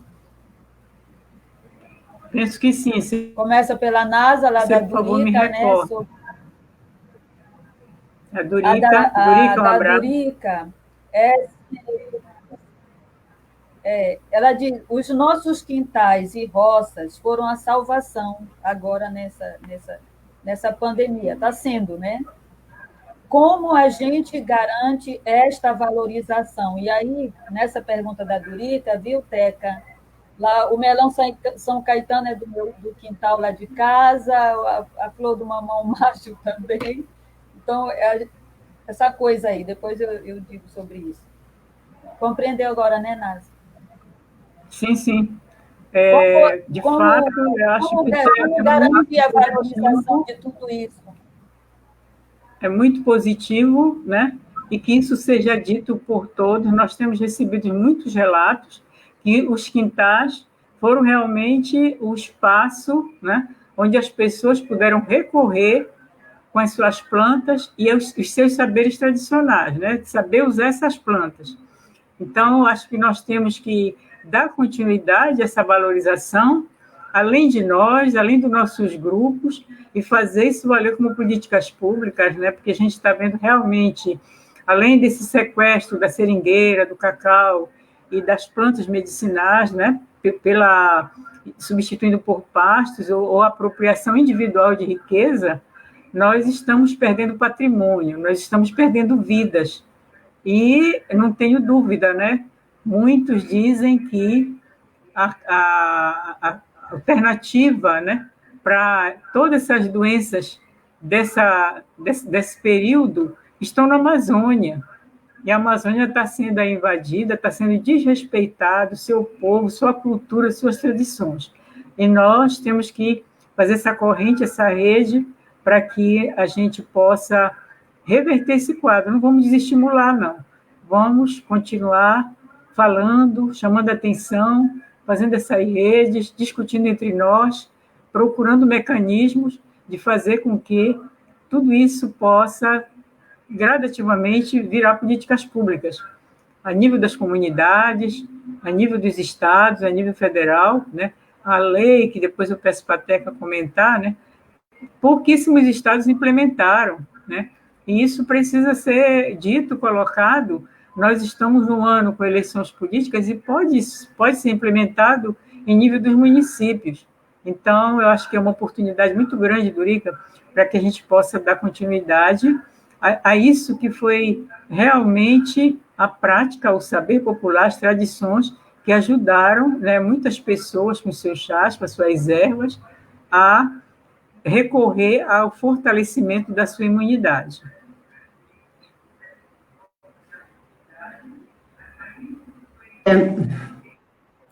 Então, eu acho que uma coisa que a gente realmente não pode deixar que aconteça é justamente isso, que se domine tudo com essas monoculturas, né? E eu falo também, e principalmente, apesar de ser uma cultura nossa, eu falo do açaí, tá? Para tomar, hoje a gente sabe que o açaí é o principal meio de financeiro de muitas comunidades daí da região, principalmente das áreas ribeirinhas. Mas eu passei em muitos locais que as pessoas estão derrubando toda a área para plantar açaí, açaí. Daqui a pouco vai ser um problema, tá? Isso é uma coisa. E com relação à substituição realmente do cerrado pelas essas monoculturas de soja, essas coisas, é pior ainda, né? Como eu falei agora há pouco, as principais espécies para muitas doenças, principalmente combate o câncer, essas coisas todas, elas estão muito no cerrado, né? Muito no cerrado. Então, as pessoas acham que o cerrado não tem nada, porque foi essa concepção que os governos, inclusive do meu estado, têm, né? Os políticos de lá, cerrado não serve para nada, tira tudo e vamos plantar soja, né? E justamente porque o conhecimento ele está sendo levado e as pessoas não estão tendo a ideia de como isso está sendo prejudicial para a gente. Eu acho que eu vi alguém falar, acho que foi a Nina que falou, por exemplo, jambu, né? Jambu, daqui a pouco, o Pará não vai desconhecer o jambu, né? Porque o jambu, que era tradicionalíssimo para a gente tomar café, é uma erva, vai ser super bem plantada no outro canto, e vai ter muita gente ganhando dinheiro com jambu. E quem é que ganhou da Amazônia com conhecimento do jambu? Quem é que tratou sobre a questão desse tratado sobre o acesso do conhecimento tradicional? Quem é que vai receber pelo jambu? Sabe? Então, essa discussão ninguém puxa aí, político nenhum puxa isso aí. Sabe? O jambu tem muitas propriedades, mas principalmente para a área da cosmética, o que o pessoal está patenteando lá para fora, porque tira uma molécula do jambu daqui que é bom para fazer um produto para anti-envelhecimento que ele tem. outro tira outro daqui que é bom para fazer um outro produto que é bom para o cabelo, tá? Então, gente, a gente não tem 1% de espécie que só tem 1%, desculpa, de espécies que foram estudadas aí na Amazônia. Então, muita coisa para ser estudada, e tem muita coisa que a gente não sabe, né, que não está ainda, não foi colocada à disposição, que muita gente já levaram, né, e que muita gente não acaba perdendo, e que a gente não tira, não consegue valorar isso para trazer os benefícios para a Amazônia. Está aí o pau-rosa, né, que dá milhões de grana para a França, lá com o Chanel número 5. Está aí um monte de outros produtos para cabelo que utilizam o Pracaxi como produto deles, ou vocês acham que coisa para enrolar o cabelo que tem nesses produtos, que é a base de produto natural, vem da onde? Tá? Então, tem muita outras espécies daí que estão sendo levadas, tá? Que estão sendo exploradas, e a gente não tem capacidade, assim, eu digo capacidade mesmo de mobilização para testar o que está sendo levado, o que não está indo, vai acontecer que nem aconteceu com a seringa, já falei aqui, e outras coisas que podem ser feitas para lá. E fora isso, né, a gente sabe que esses animais, essas banhas dos animais, muitas delas foram sintetizadas a partir das banhas dos animais daí, porque se não fosse dito colocado para fora que a banha da sucuriju, por exemplo, era uma excelente para anti-inflamatório para dor de garganta, por exemplo, né, eu duvido que não tenha sido aí, né, porque a mesma coisa, remédio para pressão alta foi da sucuri, né, que é uma jararaca brasileira, mas foi sintetizada a partir da cobra e da jararaca, então são coisas que estão saindo daí e a gente não está conseguindo vencer, mas que pelo menos a gente consiga, que as políticas públicas consigam transformar isso, que a gente consiga manter aí, e para manter, inclusive, a saúde da população, porque as pessoas começam a criar a ilusão de que que esses remédios químicos podem trazer benefício, e está sendo trocado. Tu vai nas aldeias dos índios, tu vai lá na farmácia deles, lá está cheio de omeprazol, está cheio de cataflã, justamente que é para esses anti-inflamatórios, quando a gente tem, eu acabei de citar a unha de gato, sabe, que é a nossa jupindá, que poderia ser usada, e fora outras plantas que a gente não conhece. Só para encerrar e dizer que, por exemplo, se vocês já ouviram falar da muirapuama, a muirapuama é uma espécie daí da Amazônia, né, que tem algumas espécies que já foram espalhadas aqui no Brasil, que já foram espalhadas no Brasil, mas que aqui saiu da Amazônia, é o carro-chefe do Instituto lá da França, que trabalha com para dar tesão, esqueci, como afrodisíaca, tá? Um instituto que trabalha com produtos afrodisíacos, que o nosso Muirapuama é o carro-chefe desse instituto lá na França, tá? Então, coisas para vocês verem como as coisas são expandidas por aí, a gente acaba não tendo conhecimento, né? O tal do Viagra amazônico, ele está sendo muito bem consumido aí para fora, tá? E pelo tempo, é isso que eu disse, gente, eu ficaria falando até amanhã, mas a gente tem tempo, né? Então, eu adoro falar. Eu adoro passar minhas coisas, assim. Eu poderia, só para dizer, né, que eu, como pesquisadora, poderia realmente, né, não estou querendo me achar assim a tal, mas eu realmente espero que o meu conhecimento possa dar esse retorno, tá? O que eu tenho vindo fazendo essas minhas pós-graduação, eu tenho conseguir levar esse retorno para ir para a Amazônia, a gente consiga fazer os nossos sabonetes aí, a gente tem que parar de estar comprando sabonete caro, porque a gente compra sabonete de andiroba, caríssimo. Isso não é verdade. E a gente tem um monte de andiroba aí. A gente tem ainda muito cupuaçu aí, que dá uma manteiga maravilhosa. Murumuru, então, o pessoal que vai trabalhar com açaí, a primeira coisa que eles derrubam, né, porque tem muito espinho, é o murumuru. E o murumuru dá uma manteiga maravilhosa, né, inclusive para a gente, para o nosso embelezamento. Por que a gente tem que estar comprando cosmético de fora se a gente pode fazer os nossos, né? Tudo isso foi parado porque as grandes empresas entraram e resolveram comprar óleos e sementes daí, e as pessoas, pela facilidade de se pagar mais caro, em vez de fazer, né? É assim que a gente vai perdendo as nossas tradições, inclusive na tradição dos medicamentos, remédios, cosméticos, alimentos, principalmente, né? Então, bom, eu vou encerrar, como você disse, se vocês deixarem, eu fico falando. Fala, Nasa.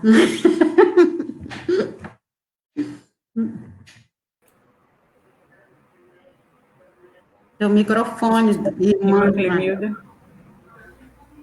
Teu microfone, Clemilda. Pois é, Nasa.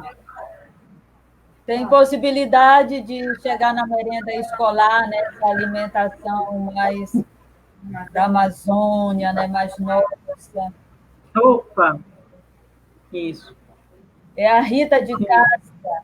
Importante. Obrigada pela lembrança. Essa é uma luta, né?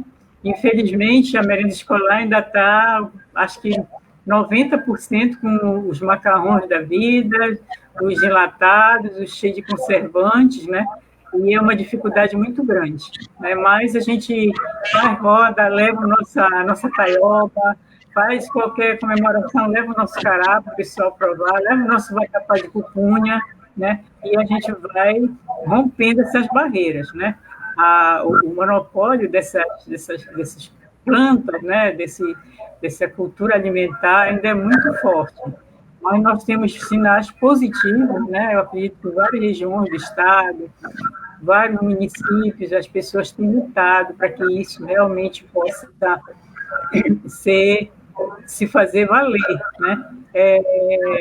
A gente recomenda sempre para os nossos grupos, nos nossos aniversários, nos nossos encontros, na nossa confraternização, é isso que tem que ser servido, para que as crianças também comecem, as mães, comecem a pedir, e na merenda escolar esses produtos estejam presentes, né?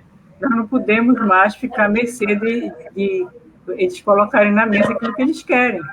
Nós temos que colocar nossas verduras, nós temos que colocar nossas receitas, nós temos que colocar e valorizar nossos saberes.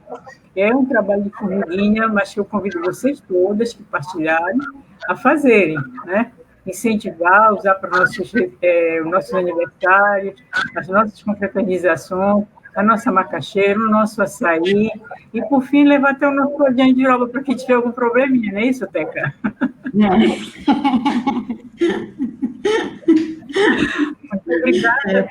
Muito obrigada, tripulantes, a todos vocês que organizaram com muito empenho esse momento, a todos vocês que partilharam, um abraço a todos vocês que estão nessa rede, né, além da Rede Bragantina, a Rede Filhonas e outras redes, que estão nos prestigiando e que certamente vão somar vozes conosco. A gente tem muita confiança de que a gente pode avançar com a participação, a cooperação e a integração de todas nós. Teca, você tem que fazer algumas rápidas. Alguém perguntou para remédio para ir para a mulher, né? Para coisa. Bom, a gente tem as melhores plantas, né? Não pode esquecer que as parteiras tradicionais, algumas ainda que estão aí na Amazônia, sabem muito bem quais são as plantas que a gente precisa usar, mas devo dizer que se vocês quiserem ter um kit pessoal de plantas para cuidar da mulher, para banho de assento e para tomar também Verônica, uxi, né, o que chamam de uxi amarelo, o jupindá, a nossa unha de gato, a casca da andiroba, tem que saber tirar, né? Todos eles são casca, tá? A gente tem algumas ervas, né? O jucá, né? O jucá hoje está sendo muito utilizado. Eu trabalho no instituto chamado IECA, e o jucá é um dos nossos carro-chefe lá. A virola, né? Muito importante. Então, são plantas que realmente tratam da gente, nós mulheres, né? Contra essas inflamações uterinas, mas principalmente banho de assento. Não precisa estar doente para fazer banho de assento, mulheres principalmente, né? Principalmente banho no nosso barbatinão. Nosso barbatinão, que é diferente, ele não é o strepinodendron, ele é uma orateia, ou oratia, como diz alguma pessoa, tá? Que é uma outra espécie que tem no cerrado, né? Que realmente, para dar aquela sustância na musculatura da pelve, essas coisas todas, e fora as ações antibacterianas delas todinha. Fora isso, não tem condição de pegar essas plantas da mata, não conheço coisa, não, aconselho sempre a ter ervas em casa, muitas ervas, sabe? As ervas são realmente providenciais, capim marinho, capim cidreira, capim santo, que é a mesma coisa, sabe? Excelente para quem tem problema de sono. Fazer um monte de inalação com as mentas, por exemplo, isso faz bem, independente de estar ou não doente, sabe? Ter essas ervinhas para dar uma coisa que tem mais possibilidade de comprar. Compre óleos essenciais, né? Um óleo essencial também para usar de vez em quando, óleo essencial de lavanda para na hora de dormir cheirar, sabe? São várias coisas que dá para fazer, que não são com todas as plantas da Amazônia.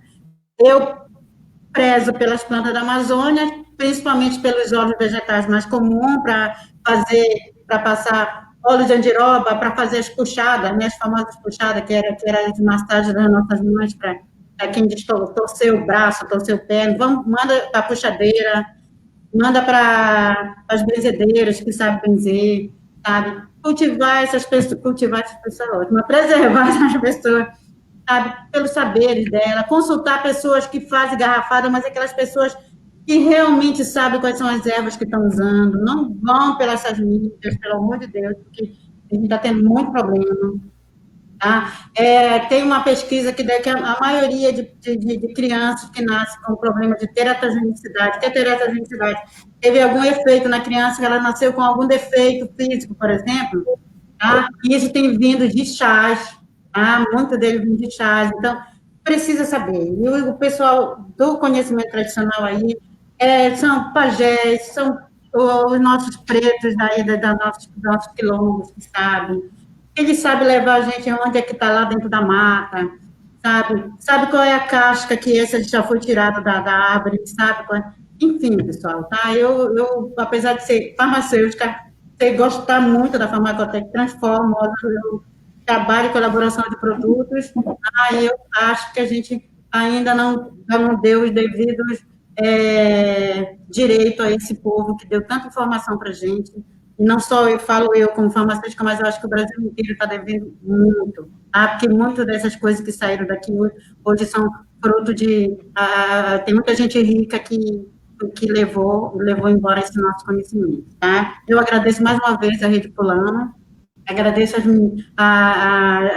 as amigas pessoais que eu tenho dentro da rede, Nazaré, Maquinilda, Dorica, abraço Maria Luísa, Nilma, a Malché, enfim, né? E muitas outras, para dizer o nome que não quero aqui. Eu agradeço todas, pessoal, tá? E eu estou aqui ainda mais uma vez. Tá? Joana está vendo aqui, Teca, e eu? Joana! Ah, Joana! Isso, esqueci da Joana. A Joana que fez o convite especial. Um abraço especial para a fulana Joana. Ah, obrigada, gente. Eu agradeço a atenção de vocês. Obrigada, gente. Sintam-se todas abraçadas e o grupo da Rede UTI de Fitoterapeutas Medicinais. Eu quero agradecer a vocês duas pelos saberes, por essa contribuição tão esperada, e fazer uma provocação, penso que a gente deva pensar num outro momento, porque quando a gente fala das ervas, e a Teca puxou aí, né, essa coisa do cuidado de onde vem, e frisou várias vezes que precisa, e aí eu me lembro da questão do bem viver, e a mãe Estela de Oxóssi, que num vídeo, há muitos anos atrás, ela dizia, né, que se nós queremos ter planta sadia, erva sadia, a gente precisa cuidar disso aí, porque na natureza tudo está interligado, e o corona está aí para nos dizer isso, né? Que nós, parece assim que por um tempo, descuidamos de cuidar desse meio ambiente, né? Então, se nós queremos ter um chá, de fato, que vá nos fazer bem, essa planta precisa ser bem cuidada, né? Essa é uma coisa. E dizer também que as cascas, as folhas, as flores, os frutos, as sementes que a gente come, né? que vêm da natureza, elas têm planta para tudo, né? E elas vão concordar. E para o sono, para curar as feridas e úlceras, para as dores, e até para espantar, né? À noite, ladrão, e etc. As que acalmam, os epiléticos, que nos mergulham também no feliz. As que põem os lábios nos lábios dos furiosos, né? Palavras de esperança também. Então, na natureza tudo tem muita coisa, porque tudo tem uma alma, um sopro de vida, o vento, as montanhas, o mar, as árvores, né? E que a gente precisa cuidar disso aí. Acho que fica esse recado para nós, mas fica também uma provocação com um gostinho de quero mais, porque a gente só citou aí rapidinho as garrafadas, né? Essas garrafadas que restauram a mãe do corpo, essas garrafadas para tantas coisas que é um saber ancestral. A outra coisa, os banhos que nos restauram, né? Que nos harmoniza também com esse cosmos. Então, talvez fica aí para a Rede Fulanas, para esse bem viver nosso, ficar mais, porque não dá para fazer tudo de uma vez. Acho que a gente vai aos poucos, né? E vamos pensando de que forma, né, a gente pode depois, né, fazer isso aí. Quero agradecer a todos e todas, né, que estiveram conosco, né, nesta mesa tão maravilhosa, em nome da Rede Fulana, agradecer aquelas mulheres maravilhosas que já foram citadas aqui, Durica, Nilma, Maria Luísa, Joana, que reivindicou aqui, estou aqui, né? E tantas outras mulheres que é melhor nem citar o nome, porque senão a gente acaba deixando algumas de fora. Então, a Rede Fulana, essa rede de mulheres maravilhosas, mulheres de tantos saberes, né? Guardiãs desse saber dos nossos ancestrais, e que a gente precisa continuar cuidando disso aí. Muito obrigada a Raio, né? E a Bruna, que organizaram, que estão aí por trás dessa tecnologia, que nós sabemos das ervas, de muitas outras coisas, mas não sabemos lidar ainda com essa tecnologia, e elas são mais jovens e estão aí nesse fazer junto conosco, né? Então, muito obrigada. Alguém perguntou qual a minha congregação. Sou irmã franciscana de São José. E quero dizer também que a partir das 9 horas no YouTube vai estar aberto, né, para vocês curtirem lá, né, que todo mundo disse que gostou, né, pelo que eu vi aqui. O pessoal amaram, muita gente nos assistiu, a gente está muito feliz e a gente só tem a agradecer, e todas nós ganhamos com isso, com esse fazer, né? Obrigada a todos e todas.